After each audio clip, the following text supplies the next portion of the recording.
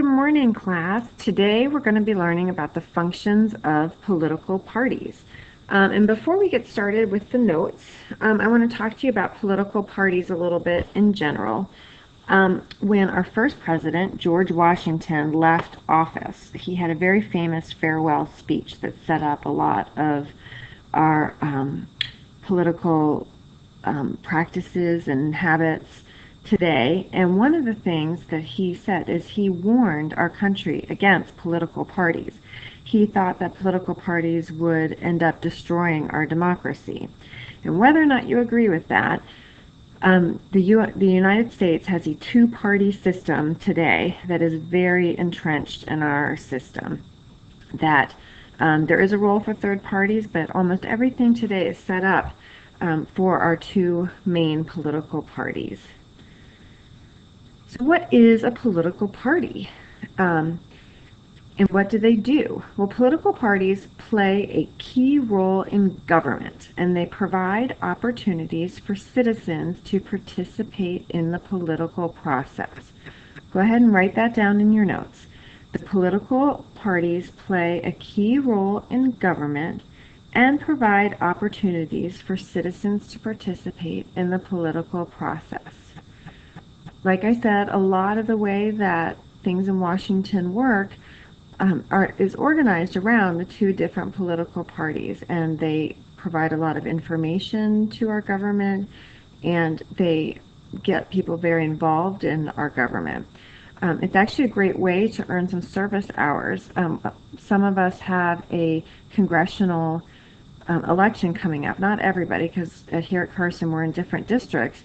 But if you were interested in getting involved with the Democratic Party or the Republican Party and volunteering during the elections, or anything else they might want, that's a great way to earn some service hours. Okay. So what is a political party? It's not a real party. It's not like the kind of party you're planning to go to for Halloween. This has to do with government. And a political party is a group of citizens that share common ideas about the way government should carry out or do its work. Again, a political party is a group of citizens that share common ideas about the way the government should carry out or do its work. So the main thing that they organize around is just that all Democrats kind of think of similarly and all Republicans think similarly. Now, individual people within the parties might have different opinions about different parts of it, but the party in general, they agree about most things. Today, power revolves around two major parties or groups. And our two political parties in our two-party system are Democrats and Republicans. So Democrats and Republicans are the two major parties. Raise your hand if you know what President Obama is. What party does President Obama belong to? Ideology or beliefs. We looked at this a little bit with our warm-up today, and we looked at it in more detail. But in general, the Democrats favor more government assistance, and they believe in higher taxes to support social programs. So go ahead and write that down. They favor more government assistance and higher taxes to support social programs. So what does that mean? First of all, the way that the government pays to do anything is obviously with money, and the way that they get their money is through taxes. So in order for the government to do anything, they need to get taxes from people's income taxes or from sales taxes when you make a purchases, and then they use that money to provide different services. They build roads, they pay for schools, they pay teachers' salaries, they pay the people who are working to build the roads, they pay their salaries, but they also pay for some social programs or government assistance. And so Democrats believe that the government should make sure that there are a lot of educational programs out there, that people are getting a good education, and that people who maybe are struggling have some support. They believe that it's the government's job to help people who are out of work or who are homeless or maybe are discriminated against, that they try and provide services to help those people move ahead and improve their lives. And in order to do any of that, you need money, so you have to have taxes. Whereas conservatives tend to favor assistance to businesses over individuals and a strong military. So go ahead and write that down, that conservatives favor assistance to businesses over individuals and a strong military. Now, what most conservatives believe is that if the government is supporting businesses, that those businesses then provide jobs which help the economy overall. So that if businesses are struggling, they're going to have to lay off people, there'll be more people out of work, whereas which causes problems. And if businesses are doing well, then more people can have jobs, and things do better overall in our country. And then maybe those individuals get involved with helping people who need assistance, like homeless people and things like that. So they think it's more the individual's job to do that. And both parties definitely believe that we need to defend our country, and they both parties support the military. But I think the reason that it's on the slide for conservatives is conservatives generally think of lower taxes, and the only thing that conservatives really feel like they want to spend tax money on is the military. So a lot of times that's the debate, that the conservatives want to cut taxes, which means cutting all those social programs or support for people in need, and only give taxes to the military, whereas liberals kind of think, oh, we have to have all these programs to help people, so let's raise the taxes. So that's a big debate between those two points of view. Whereas moderates tend to be more middle of the road. They have some beliefs that are liberal and some beliefs that are conservative. So moderates are middle of the road. They have some beliefs that are liberal and some beliefs that are conservative. Go ahead and write that down. So a moderate may think that the government should stay out of personal issues and let people live life the way they want to, but they want to keep taxes down. So they kind of have maybe that liberal belief, but also low taxes like the conservatives. Now, you guys probably know this, but in order to run for office and represent one of the main political parties, you have to be chosen, or you have to be elected. You can't just say, hey, I'm the candidate for the Republican Party. The Republican Party recruits you and nominates you to represent you. And so a lot of times candidates want to be representing the party, because then the party helps them get elected. They will give speeches on the candidate's behalf. They will give them some money to help their campaign.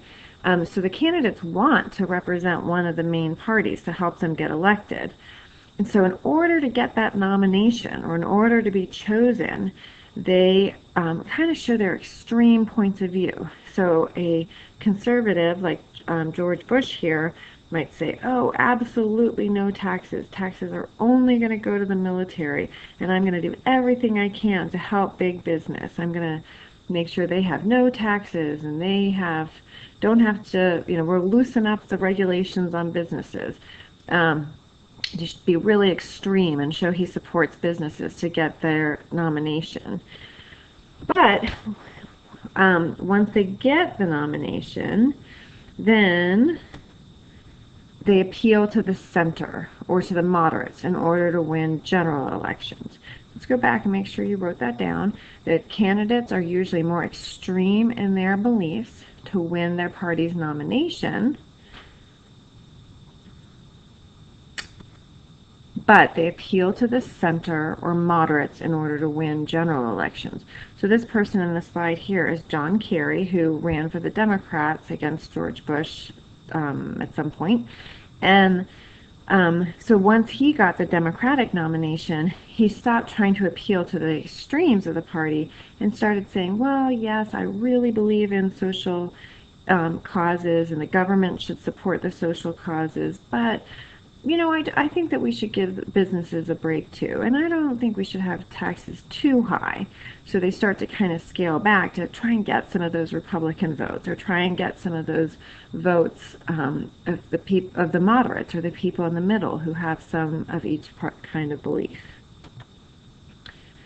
So what are the functions of the political parties? The first function is that they recruit and nominate candidates. So go ahead and write that down. They recruit and nominate candidates.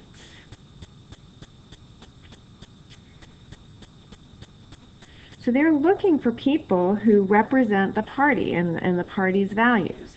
So they're looking for people who kind of do have those views on the one side of, with the liberals, that they believe in social programs and that the government should be helping people in need, and they'll look for candidates that represent that. And then once they select them, the candidate gets help from the party by money or endorsements from other people. And Bill Clinton, the former president, he'll go around and give speeches to the Democratic candidates, and once Obama's out of office, he'll go around and help other Democrats get elected.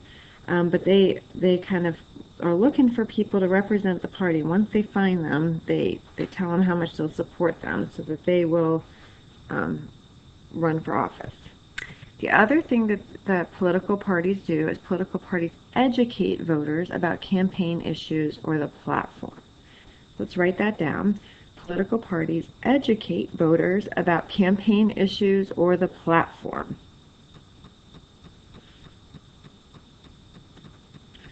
What is a platform, you might be asking? The platform is a document, or just, it doesn't have to be written down, but it's the list of programs and ideas that the party's candidate will support.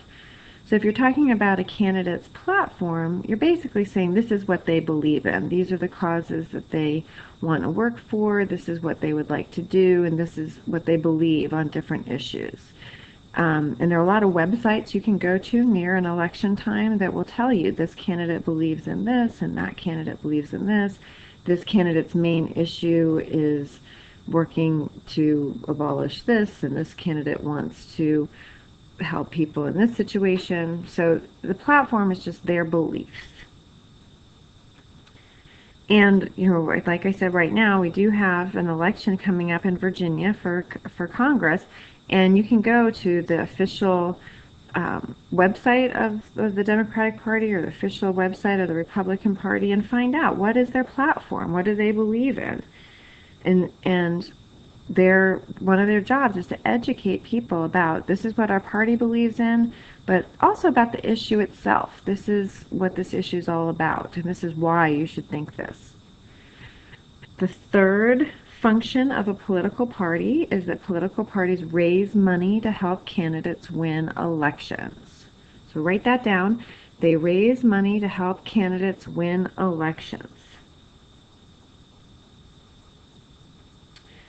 So political parties will have lots and lots of fundraisers to raise money. Here, I've shown some pictures of dinners that they might have, or golf tournaments, and a lot of times they'll have fundraisers where it's like $1,000 for dinner. And obviously, the dinner itself does not cost $1,000, but most of that money is going to support the political party, and then the political party will use that money to get its candidates elected. There are golf tournaments, that people will pay lots and lots of money for. And again, it's not just for the golf. They're really supporting, the money is going towards the party to support the candidates.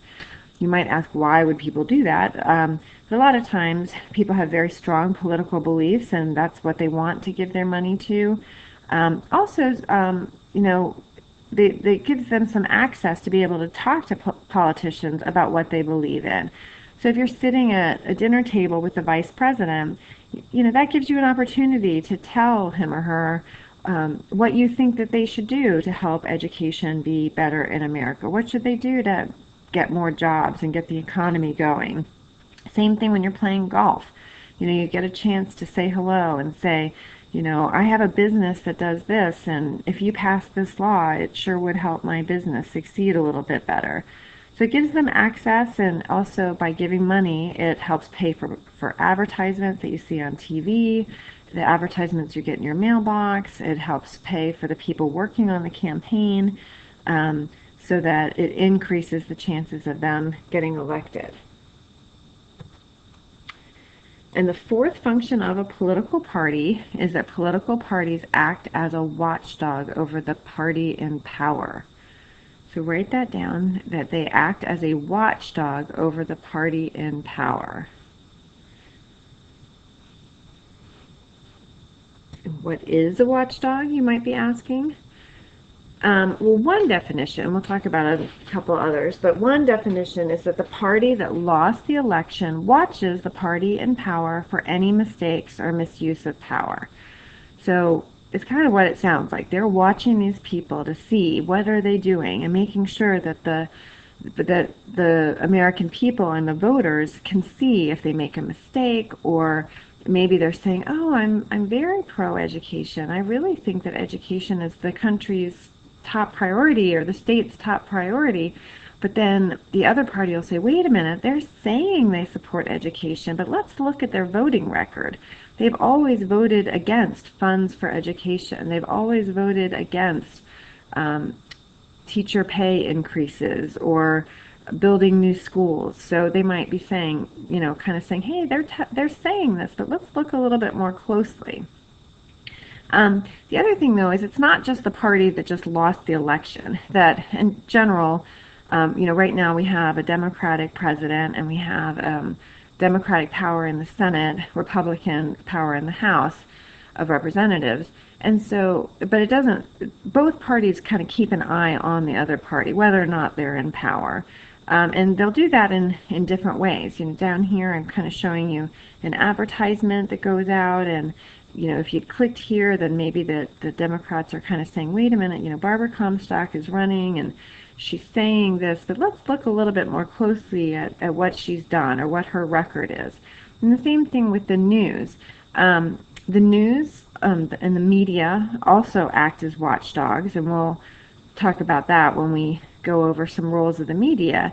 But the political parties and the media kind of work together to make sure the American people and the voters understand the issues and also understand what the candidates are actually doing. They hold them accountable, and they say, "No, wait a minute, you said that you supported the war in Iraq, but you just decreased funding for it. Why did you do that?" And it gives them a chance to say their side of the story, but it holds them accountable too. So what's important to understand about this? Write this down. All political parties want to strengthen the country, but they often disagree over how to achieve their goals. All political parties want to strengthen the country, but they often disagree over how to achieve their goals. Right now, it's really hard to have a constructive conversation, and it seems as though the Democrats are saying, "No, Republicans just want to destroy the country," and Republicans are saying, "No, Democrats just want to destroy the country." They have no good views. I think we would have a better conversation and maybe solve some more problems if we acknowledge that both political parties do want the country to be strong and a good place to live, but they just don't look at it the same way on how to do that. So, but they probably both have good ideas, and we should maybe listen to each other a little bit more. I'm not going to worry about this political cartoon. Go ahead and answer this question. We're going to give you a couple minutes to answer some questions that what role do political parties play in the American political process? So summarize a little bit what we just learned. And then how much do you remember? Go ahead and cross out number 1, please. We did not go over that today, so if you can cross out question number 1 about the interpretation of the Constitution. You are going to answer number 2, the series of statements expressing a party's principles, beliefs, and positions on election issues is called a blank. You're going to answer number 3, and you're going to answer number 4, number 5, number 6, we're going to come back to this to keep this graphic up for you. Number 7, number 8, and that's it. So we'll keep this up for you to answer the questions, and we'll discuss in just a few minutes.